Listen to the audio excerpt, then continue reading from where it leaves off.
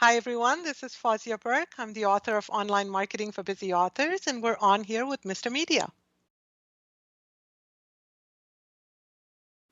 I'm Bob Andelman, and this is Mr. Media Interview.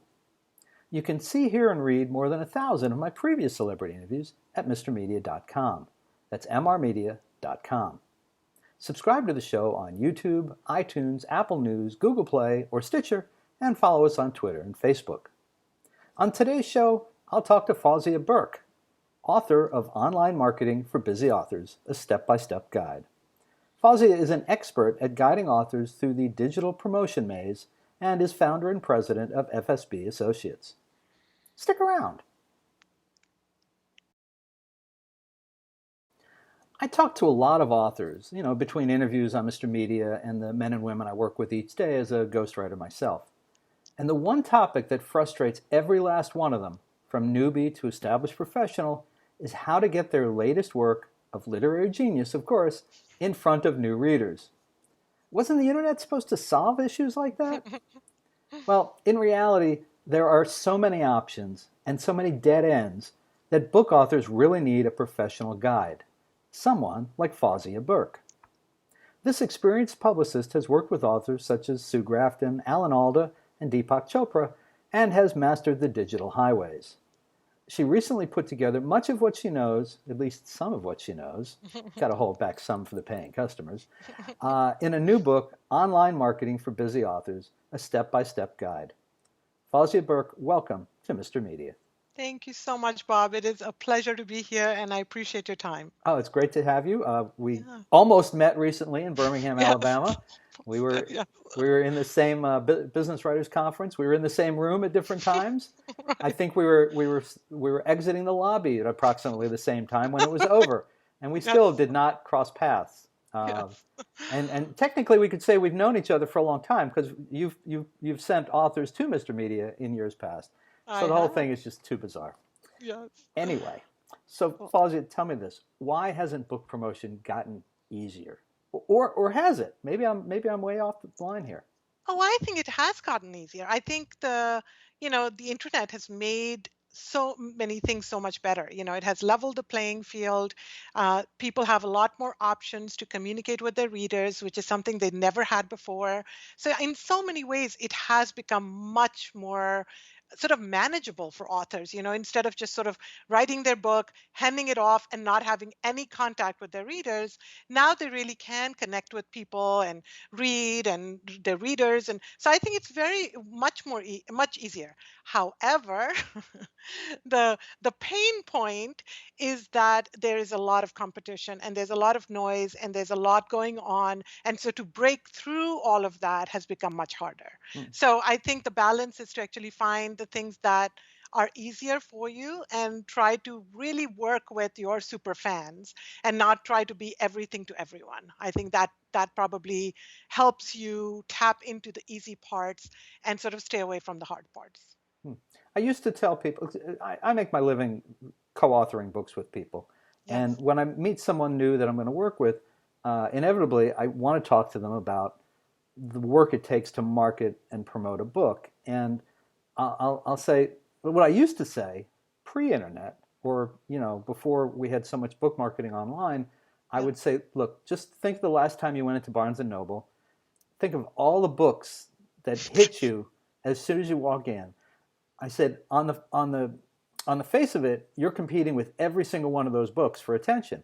I said, now we could narrow it down, and you can go to business management or graphic novels, whatever it is, and you're competing with all of those people. I said, I would say, but the thing is, you're competing with those books that are new, but you're also competing with every book that's ever been published.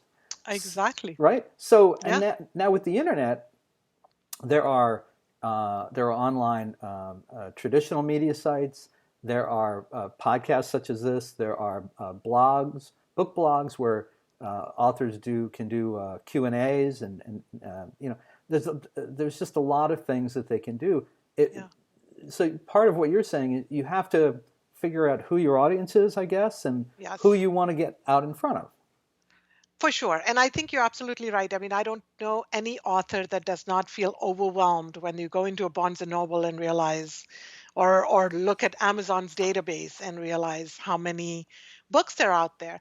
But my feeling is that if an author really works on their branding and their point of view, and they can convince people to follow them in all sort of different ways, then it's not just any book, it is their book.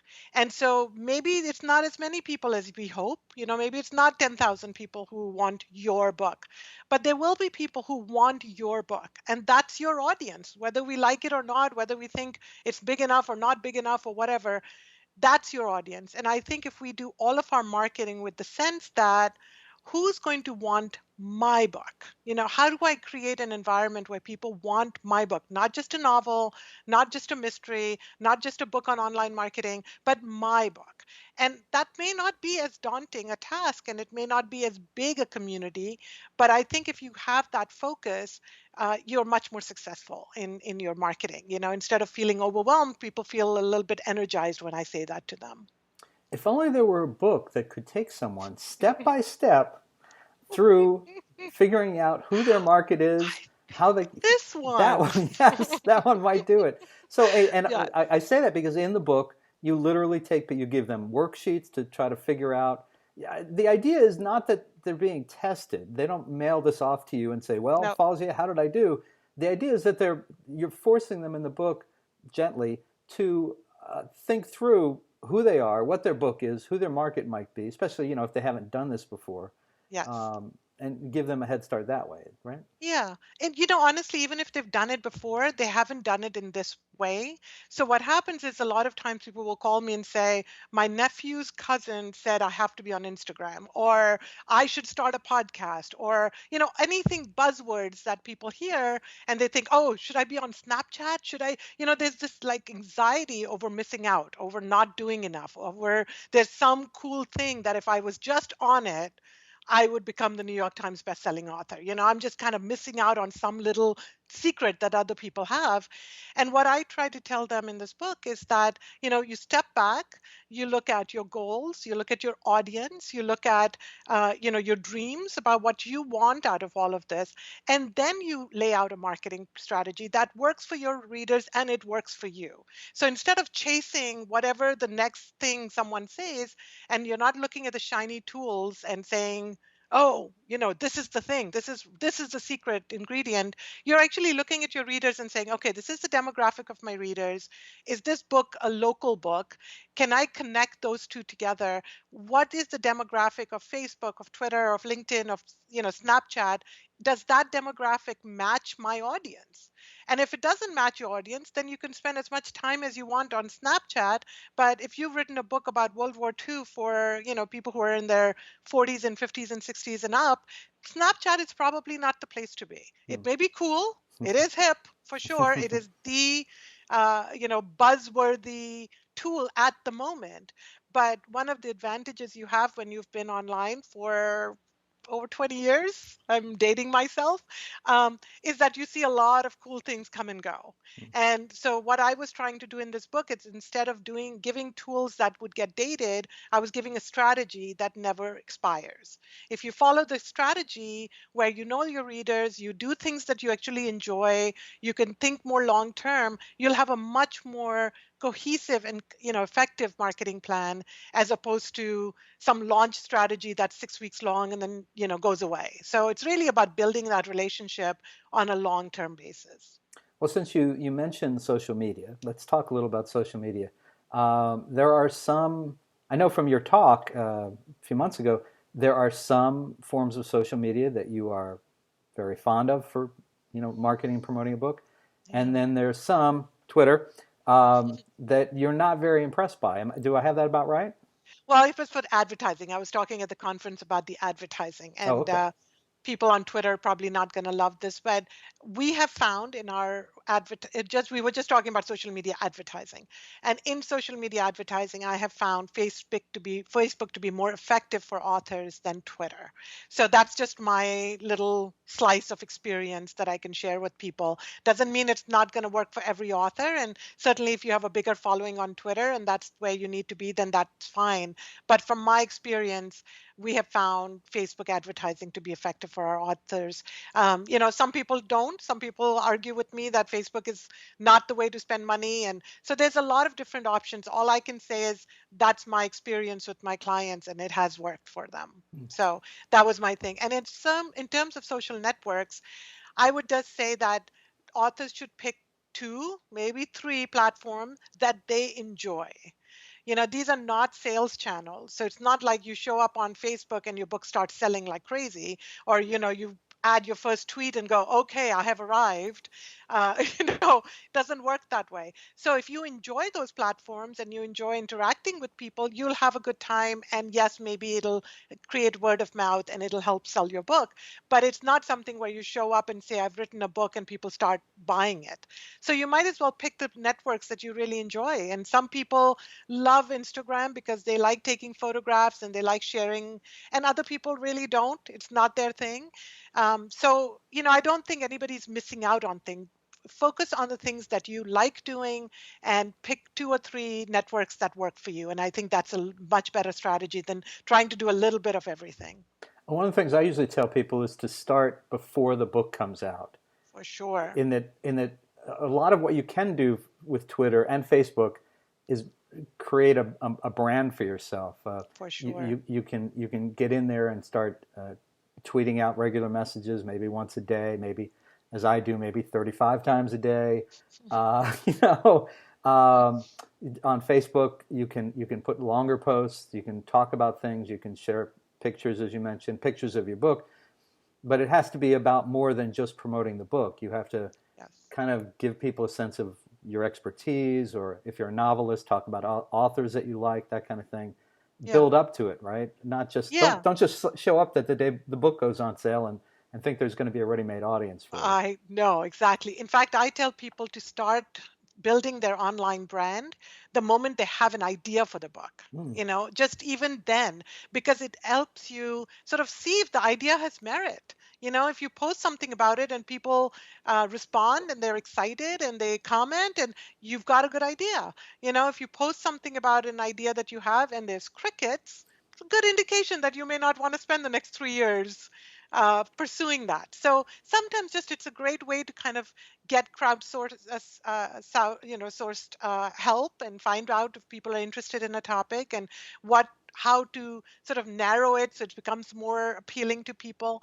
But certainly the moment you have a book contract, or you're working on the actual writing of the book, you have to start building your platform, because it takes about, I would say, 18 months to 2 years before you can actually see the concrete benefits from the work that you do.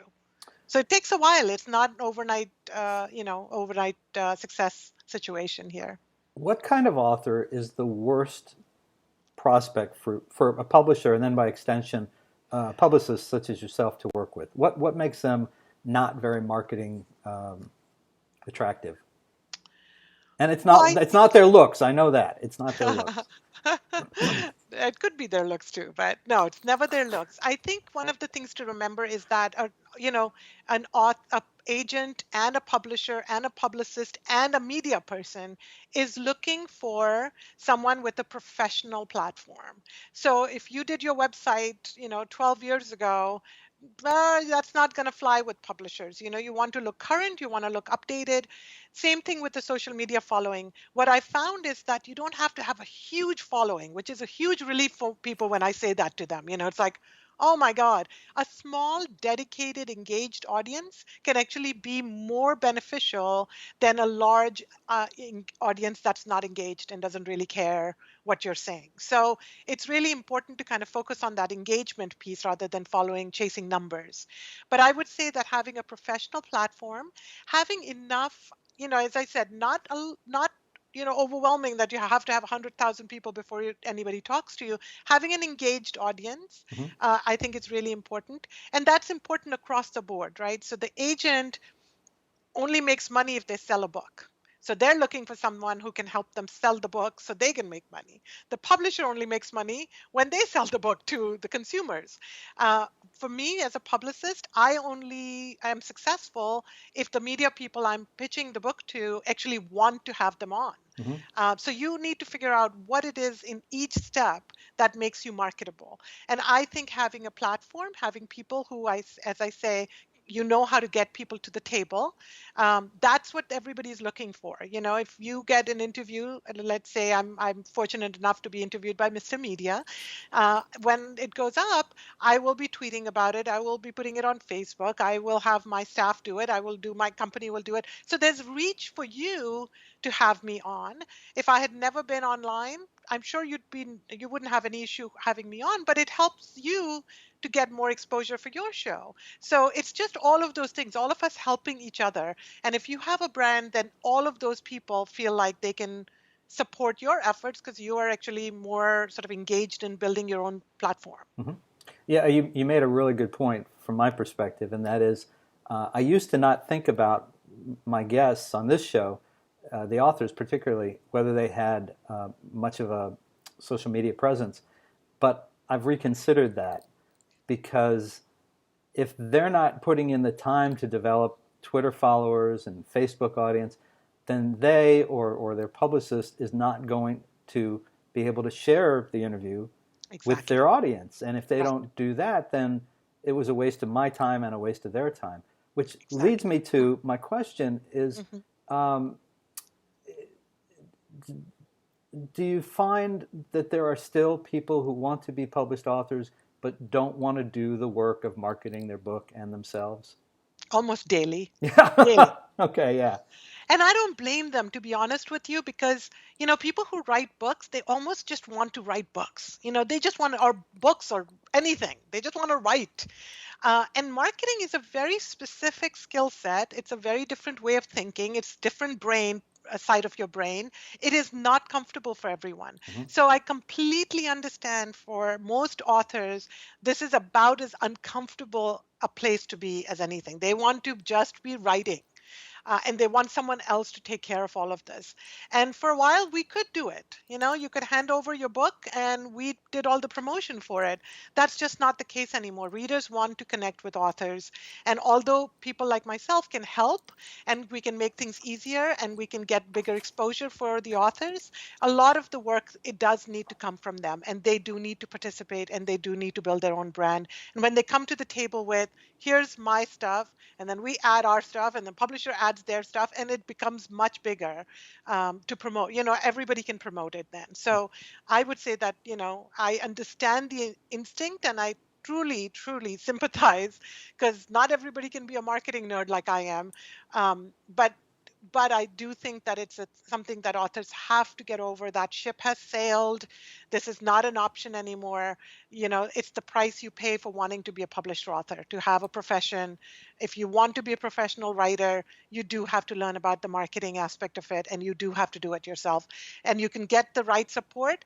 But one of the things I try to do in my book is to make sure that authors understood the big picture, understood all the moving parts. So when they do get help, they know exactly what kind of help they need and where the help comes in and what it fits in. So it looks at, what you can do yourself and what you can get from other people instead of just feeling blind and not knowing how someone can really help you. So Mm. that was the whole idea, is to just give the full picture so you have a full plan, you have a strategy, and then you can pull resources into it, but you're not completely blind to it and letting people um, you know dictate terms to you. Mm.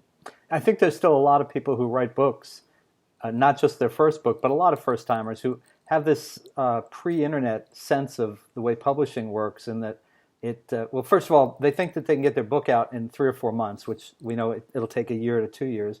But the Yes. other thing that they don't understand is that until 10, 15 years ago even, book publishers really did shepherd the book through the whole process. Now, a book publisher, even a Penguin or you know, some a big publisher.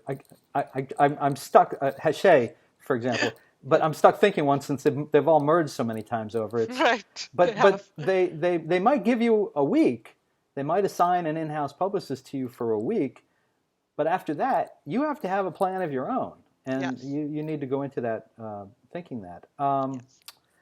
Uh, what is the difference? If it is there a difference between selling an individual book title and branding the author, or the author branding him or herself? Yeah, I have this line that I use sometimes that maybe it'll be helpful, but I basically say to authors that don't sell, make buying easier. Hmm. Right? So if you're always on the buy my book, buy my book, buy my book, and then you disappear and then you have another book and you go buy my book, just doesn't work. So if you can make buying easier, which means if you're on all the platforms, you have links to all the booksellers, you're around, you're engaged, you're providing resources, you're basically visible and your books are getting reviewed and you're getting featured, you won't have to do as much of buy my book. People will get to that themselves.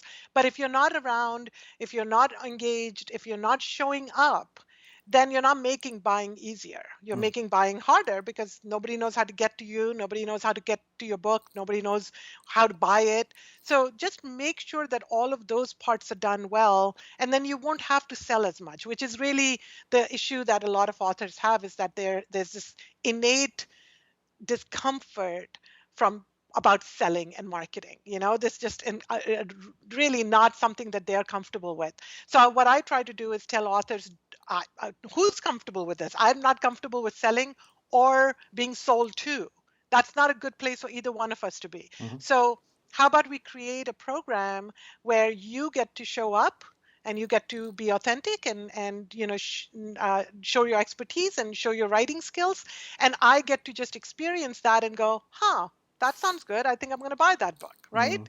So somehow making that connection makes it a lot more palatable for authors than just being, you're now a marketer, because nobody wants that. Nobody wants that part. Nobody wants to play that role. But I think if I can convince authors that they can be a mentor, they can be an advocate, they can be a coach, they can be an inspiration, all those things authors are totally okay with, right? I mean, who's going to say no to that? Everybody's like, oh, I could do that.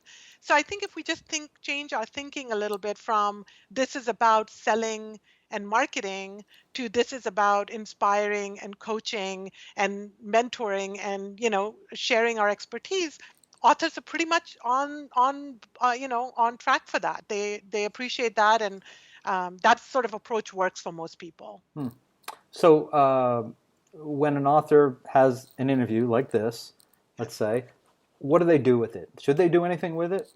Yes, absolutely. So for every time that an author has, whether it's a radio interview, a Skype interview, an in-store bookstore signing, anything like that, you need to leverage that and extend the life of that interview. So obviously, once you're done with the interview and goes live, tweet it. Make sure you thank the host for taking the time to do that. Make sure that you're putting on Facebook. Make sure that you've got all that covered. But once that's done, make sure it's on your website and keep it on every channel so people can get that information. It's part of that visibility. If you're creating the visibility, you might as well make sure that it's happening. Then, you don't want to disappear from sight with that interview. Maybe 2 weeks later, maybe a month later, maybe if it's coordinated with a holiday or something, pick it back up, promote it again. It doesn't expire. There's absolutely no reason for you to let that go from one segment. Hmm. So that's the benefit of it. It's media, it stays online. That's the best part about online publicity, is that all the features are online forever, and you should promote them as such. There's no reason to have that be expired. So I would say not only do you promote it in your newsletter, and your website, on your social networks, but you continue to do it over time. So it doesn't have to expire. I'll offer a little tip. Yes, please. No, You would know from impede the other side. on your business. No, tell me. When you're on a podcast, most of the podcasts can give you what's called an embed code, and then Yes, you can embed the interview on your own website or blog. So right. you don't even have to tell people that they have to go to mrmedia.com to watch your video. or to listen to you, you can pick it up by yourself, or you can ask whoever interviewed you for the code, and then you can put it right on your website. They still get the credit for the listeners or the viewers, and people get to stay on your website where your books are being sold, and grab it that way. So Sounds like a win-win for most of my um, the people we work with are the producers and the podcasters and the people who are actually doing the interviews. I feel like it's my responsibility to send some traffic their way also. After all, they're taking the time to give my client attention, and I want to make sure that it's worthwhile for them as well. mhm, So you can do either, but I also think that authors should really recognize that anyone who's taking the time to review your book, to do an interview with you, a thank you goes a long way. It doesn't hurt anybody's feeling absolutely. to thank people and send a little love and traffic to them as well. Absolutely. I found, geez, before this was a video, it was just an audio podcast. There was a comedian, he's passed now, Robert Schimmel, who came on the show in April of I want to say 2009, 2008. And he came on the show and he didn't know me, and he was kind of, I don't know. And we did this thing. We wound up talking like an hour the first Yeah. time. And at the end, he said, this is fun. Can I come back? And I was like, you want to? And he was promoting a book. He had a book called Cancer on $5 a Day. Okay. A ridiculous title, but he was a comedian. So I said, sure. So we ended the interview, and I said, do you really want to come back? He said, yeah. How soon can I come back? So he came back in about 4 to 6 weeks. And the reason I mention this is I'm cleaning out my desk last week, and I found he actually sent old-fashioned a card, a thank you written, Right. and there it just says Schimmel on it, and it's got Right. thank you very much. And I was just like, wow, I forgot I had that. And it's very nice. It That's right. didn't sell Yeah. him any more books, but it was nice. I It appreciate it. is. And it is really, I think it's a good way for people to build long term relationships. If you're just thinking about a launch phase and you're thinking about this book, you don't do those kinds of things. But if you're building a relationship where you say, you know what, this is probably going to be more than just this book. And even if it's not, it's a nice thing to do. So I think anything you can, we're all in the same boat, right? Everybody's trying to get attention, everybody's trying to build their brand and visibility. And I think if you have an opportunity to, uh, you know, just help another person, it really does pay in dividends. In fact, one of the things I always tell people about, when they're like, well, what should I be doing now? My book comes out in a year. And I tell them you have a distinct advantage is that you have 1 year to be about as generous as you humanly can be. Because when your book comes out, you're going to be pulling a lot of favors and you're going to be asking a lot of people And so this is a good time for you to do as much as you can to build up that favor bank and just be generous. So when you do ask for favors, people don't feel like I haven't heard from you in 5 years and now you want me to do, you know what I mean? Right. So it's an important thing to make sure that before you ask people something that, you're being generous yourself. All right, just a couple more quick questions. We'll let Sure. you get on with your with your life, which I know With is pretty promoting busy. books. Yes, promoting books. Um, what do you make of Goodreads.com? Is it useful to the author, or is it mostly just useful to the reader? I think it is. I mean, it's very useful to readers. I know many readers who are on it every day and they find, great books through there and they love the community and they feel like people get them there. So it's definitely a huge thing there. For authors, I think there's a lot of authors that benefit greatly from it. Obviously, I think it feels a little bit more oriented towards fiction than nonfiction. So if you have a business book, it's probably maybe not the right community. But if you have a novel, you have a romance, you have a thriller, that's a really good community. There too, I would say if you're only going in to engage with people so they can buy your book, it's not going to be as helpful. So go in before your book is out, start building a rapport with people, start recommending books to other people, build a little bit of a community before you start promoting your book. So that's true across the board in every format, but I think that's probably true for Goodreads because feels so it is such a community oriented thing and books are such a personal thing. Our taste about which books we love is so personal and people are so passionate about their authors, favorite authors. So make sure that you're in there and sort of talking to people and winning them over in a slower way than just buy my book. All right. All right. One more. Yeah. Amazon Author Central. Do you?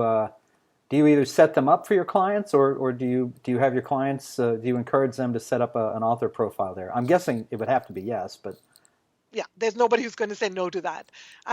Majority of the books are sold through Amazon. Whether we like it or not, that is the reality we live in. And an author central page is really helpful. So for most authors, I encourage them to set it. We send them the link. They set it up themselves. For some of my clients who just don't want to do it, it's a little bit of a tricky situation because they actually have to give you their username and password for Amazon. yeah. So I always tell them I might order a TV while I'm in there, but That's it. Think so, big, Fauzia. I Think know big. exactly. I'm like, what can I order while I've got your account? Of course, it's not exactly safe for Amazon does all sort of security things. So it's not easy to set it up for another author, Hmm. but we have done it obviously for some of our clients who just need that help. But it is important, and I would say definitely everybody should do it. Okay. Well, folks, listen, you can find Fauzia Burke's book, Online Marketing for Busy Authors, a step-by-step guide, at great bookstores everywhere, or you can order it right now at a great price at mrmedia.com, mrmedia.com. If you're on the site, mrmedia.com, below the video, probably over there, that'd be my guess, but it might be over there. You'll see the cover of the book. Click on it. It'll take you to Amazon, where you can order it. I assume it's available as an ebook?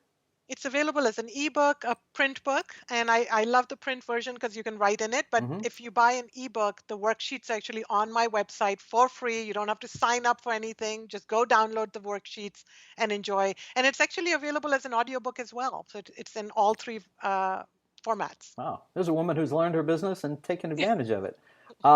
Good. Okay, so you can order it. You can order it through Mr. Media in any of those formats, including audiobook. And you can have it if you need the physical book. Maybe it'll take a day. You might have it at the end of the day, depending on where you live relative to Amazon. Ebook, you can have it instantly and get to work. You must, because you push this, you must have an author website, I assume? I do. So I have the company site, but then my website for my book is fauziaburke.com. So it's FAUZIABURKE.com. It's pretty unusual. Be hard to find another one like me. So that's true. And hopefully it's right along the bottom there, folks. You can see it right there. Perfect. Thank you, And Bob. you're on Twitter and Facebook yourself? I am, yes. So if you have a hard time finding me, I have failed as my job. So you should not have trouble finding me. If you're looking for me, you should be able to find me. Excellent. Well, it took us a couple months, but Fauzia Burke, it is great to talk to you. And you too, Bob. Thank you. Thank you so much for joining us. And thank you for always supporting our authors. We really appreciate it. And thanks for this time. I really am grateful. Thank you, Bob. My pleasure. Thank you.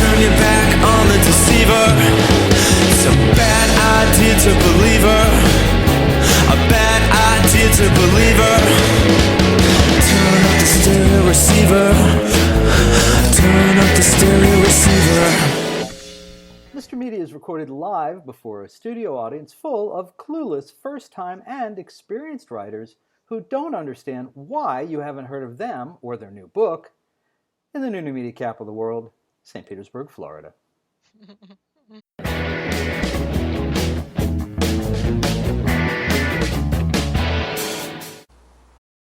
Hi, this is Rich Scheidner. And if you've ever wondered what it was like to be a stand-up comedian in the 1980s, I'm going to do you a big favor.